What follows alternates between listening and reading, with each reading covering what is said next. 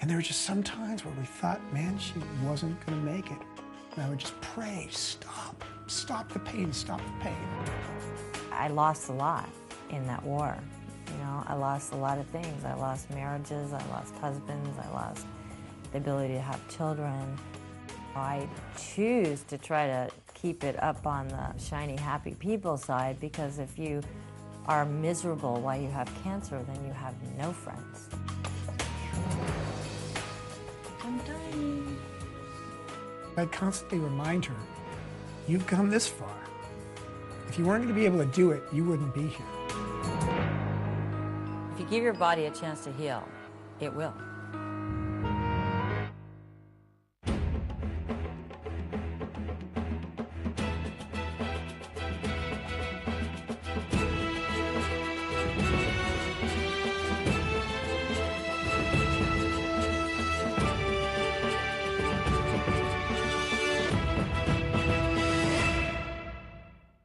Soon after her father's death, Kelly's Hodgkin's lymphoma returned.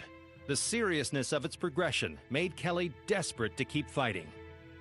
At the time of her relapse, she had relapsed in her neck and in her abdominal and pelvic cavities. At that time, she had already been treated with a lot of chemotherapy. She was in good shape. She felt reasonably well, but the natural history of this disease, having recurred multiple times despite effective therapy, put her in a very bad prognostic category and meant that she had life-threatening Hodgkin's disease. And I was just like, ugh. And by now, I've already had every kind of chemo that they can give me for Hodgkin's lymphoma. And I'd really gone through all of the sort of recommended treatment protocols that they knew. The only treatment left for Kelly was a stem cell transplant, but her insurance wouldn't cover it. With unrelenting resourcefulness, she solicited the FDA and was finally admitted into a transplant unit in Los Angeles. In 1997, at that time, one of the mainstays, as it is now, of treatment for relapsed or refractory Hodgkin's disease includes aggressive chemotherapy followed by what's called a stem cell rescue. And what that means is that we restage her, we reevaluate how advanced her disease is. We look, in fact, if there's any organ involvement, if there's any bone marrow involvement. So she was completely staged. She got what's called a CAT scan. We also did a bone marrow aspiration and biopsy, looking for involvement of the bone marrow. And what we found is that she had a significant amount of disease in her neck, in her chest, and in her pelvic areas. And they take your stem cells out of your blood. So your blood goes through a machine, almost like dialysis. And they collect the stem cells. And if they can collect enough good stem cells, then they give you enough chemotherapy to almost kill you. And then they give you those stem cells back, and they hope that that regenerates. And so I had them go ahead and do the pheresis, take the stem cells, and then came back to them and said, all right, how long will they stay good in the freezer? Kelly said, well, before I'm going to have the stem cell transplant, I want another year to do alternative therapies, at least to make my body stronger, to prepare me for that stem cell transplant. And that was shocking to them. They were like, what are you talking about? And in this time, I knew I had breast implants, and I knew I wanted them out. I had wanted them out before, but now if I was going to have a stem cell transplant, I was going to get rid of anything toxic in my body that might hurt the process down the road, because I had had so much chemo, my immune system was compromised, and I kind of went at the bone marrow transplant like I was going to the Olympics. I met a woman who introduced me to Ariel Ford, who was Deepak Chopra's publicist, who introduced me to Burton Goldberg, and he was the head of Alternative Medicine magazine, and I called up Burton. He's like, you have to get those breast implants out, and you need to get the mercury out of your teeth, and you need to go to my dentist, blah, blah, blah, blah, blah. And I was like, whoa, okay. Kelly took Dr. Goldberg's advice and prepared herself for the stem cell transplant. The process would shed light on what was causing her relapsing lymphoma. By the time that I saw Kelly initially, she had no more chemotherapy options. The chemotherapy that she had received had proven to fail.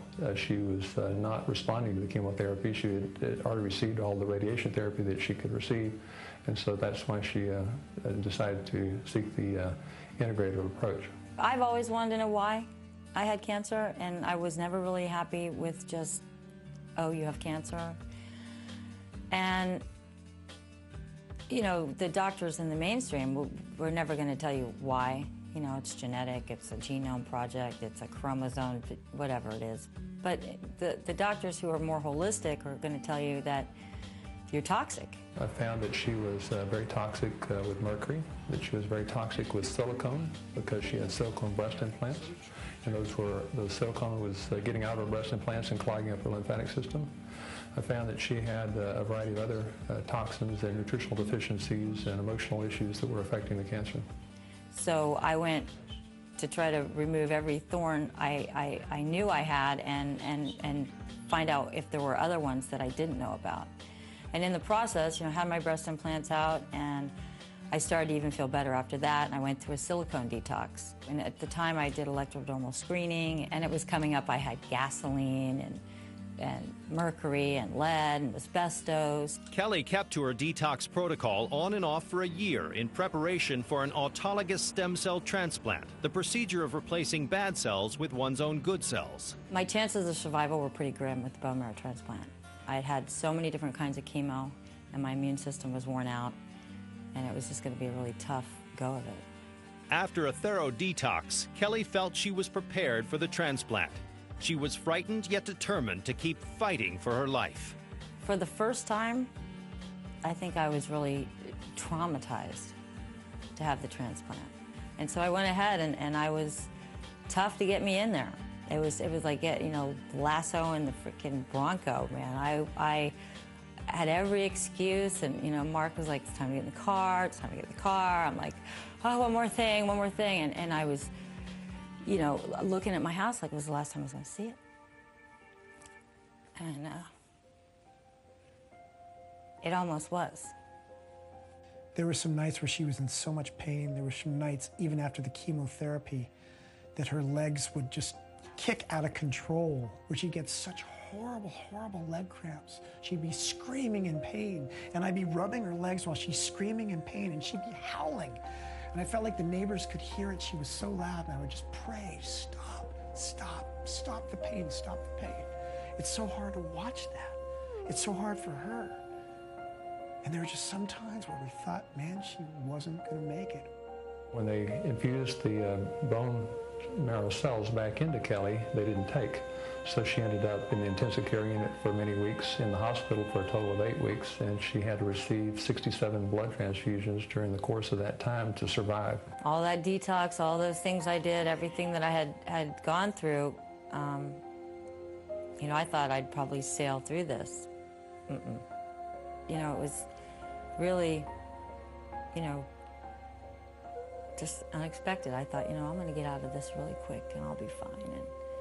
And man, that was a long, long haul.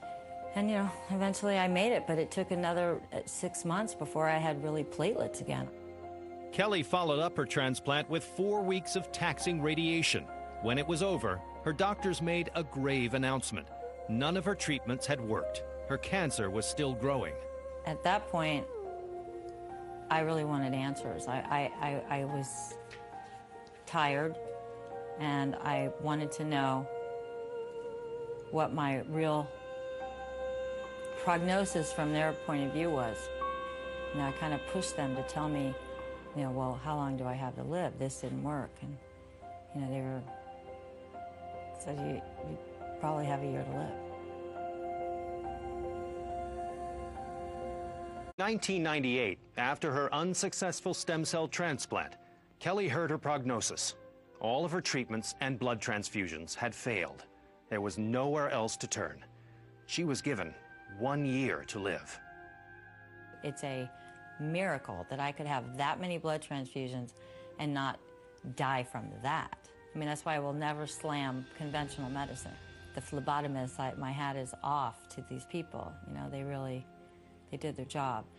Kelly asked all her friends to help search for alternative therapies to heal her damaged body and to fight the relentless cancer.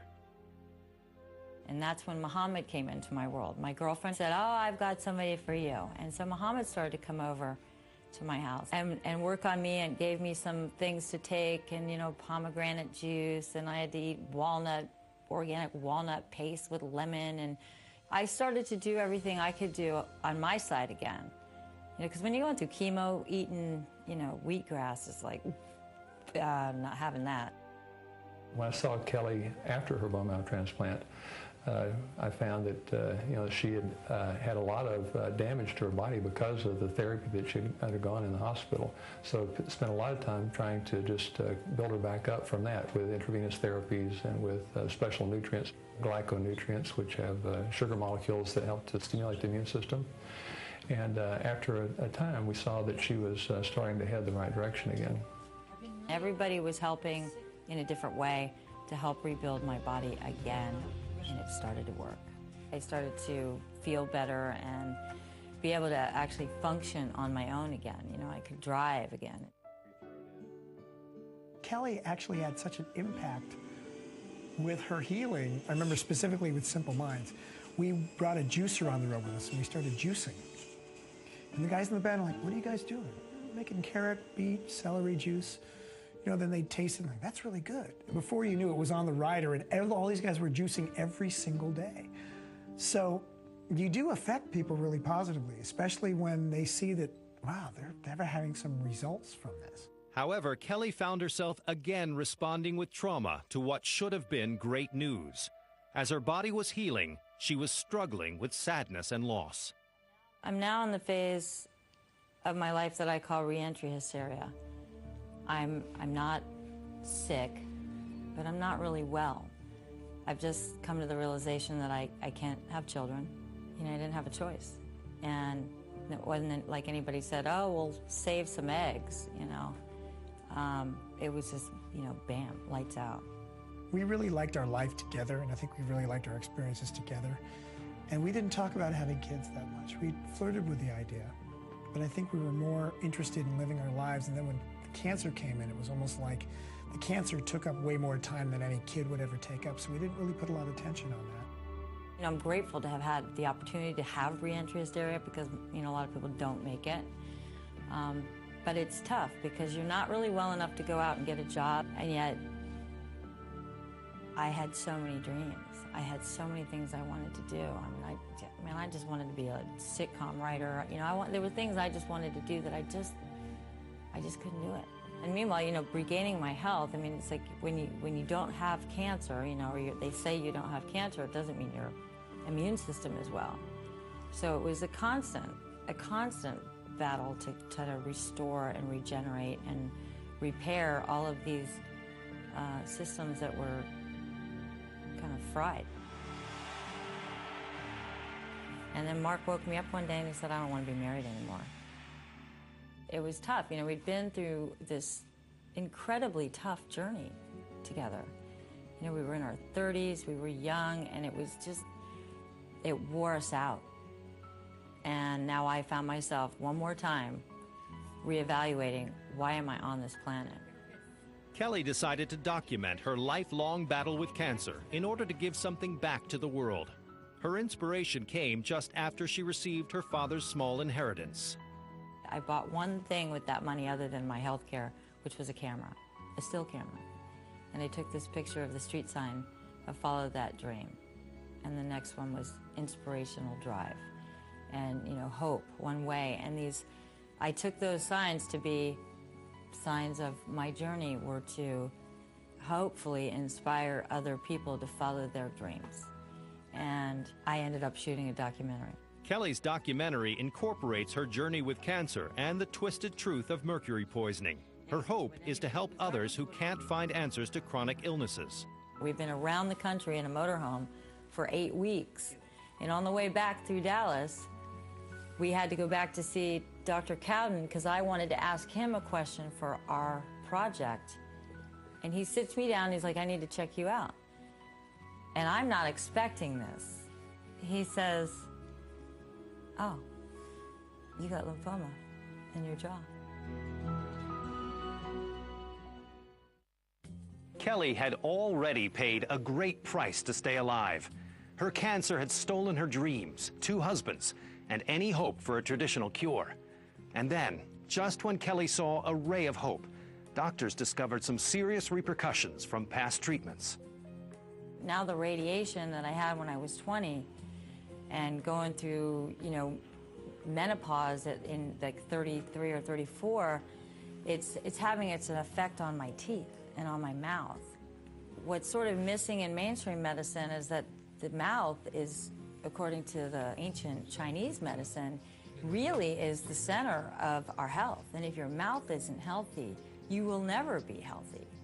And I'm starting to lose teeth, and I have no saliva from the radiation, and I have this dental infections, and I had root canals that were now my bone, and probably more rapidly than most because of the prior radiation. I'm now suffering from all that. One of the other big pieces of Kelly's recovery was to deal with the chronic infection that was in her jawbone and in her teeth. She had several root canal teeth that were dead teeth. So as a result of that, Kelly ended up having quite a bit of dental work done. So the specialized biological dentist would go in and remove the root canal teeth, clean out the infection in the jawbone where the tip of the root of the tooth was, and you know, we would do specialized therapies to pull the toxins out of those areas so that they would heal. And the minute I had 5 teeth pulled out, my immune system soared. I felt so much better, and I go through more alternative treatments, you know, laser treatments and papimi treatments and lymphatic drainage treatments and more neural therapy. I mean, big, long needles injected into the ganglia in here and in through my head to blow toxins that had gotten stuck. I go back to Cedars-Sinai when I come home, and I want an MRI of my head because I want to see if this shows up on an MRI, and they will not give it to me. Kelly finally received the MRI, which confirmed that her cancer markers for lymphoma were escalating. This was a partial victory, validating what Dr. Cowden had suspected. And they wanted to do a needle-guided biopsy, or they said we can just watch it. And my reply to them was, watch for what? Till I need full-blown chemotherapy again? I went back to work again, you know, to do all of the alternative things, to detoxify my body, to get the teeth removed that needed to be removed, and one more time to deal with my immune system, because I believe that if our immune systems are healthy, they can chew up this cancer. And it is about immune health, and that's really where I keep my focus. You know, I still stick to my diet today. I still eat organically as much as possible. I still eat the red meat with the fat, no leafy green things, no citrus, not a whole lot of salad. But I know what's good for me and what's not. I know when I'm cheating, and I know when I'm doing things right. But if I stick to what I was told to eat in 1992, I feel good. With natural remedies, Kelly Gallagher has regained control of her health and her life, leaving behind the world of conventional medicine. I never had chemo again. I did the more whole body health. I won't even call it alternative. It's not. It's about taking care of the whole body, and most of it for me had to do with my dental issues. And it was, I got rid of the lymphoma in my jaw, and I dealt with it by, immune therapy and coming back out to Texas and working with Dr. Cowden and getting back on that horse. And, Muhammad's still coming, and I'm still going to the spiritual happy doctor and working on all aspects of my wellness. But I was well for a while, and then I had a whole another spring of dental problems, I believe, that were hampering my immune system again. Kelly's battle is not over, but with her understanding of alternative medicine, she is confident that her cancer is in the past, and her future ahead looks promising. Kelly is hopeful about the rebuilding of her body and her life. As she looks back at the struggles and the losses, she is thankful for the support she's gotten from so many, including Mark, who through it all continues to be a pillar of strength. Well, Mark is amazing. I mean, he's an amazing person. He's an amazing spirit. He's a world-class drummer, great songwriter, producer. He's a lot of things, and he was an angel for me in my life. He came into my world right at a time when, I don't know how that happened. There was a few times where she was ready to go. There was a few times where she got so weak. There's a few times she cried to me like a baby and just said, I can't do it anymore. but she did. And I would just remind her that she can, because I'd constantly remind her, you've come this far. If you weren't going to be able to do it, you wouldn't be here. And here's your gig. Your gig is to do it. I think I'm here to hopefully be an inspiration to other people, to hopefully provide that hope that, you know, if I can do it, because trust me, I'm like the rebellious, I can get in a lot of trouble.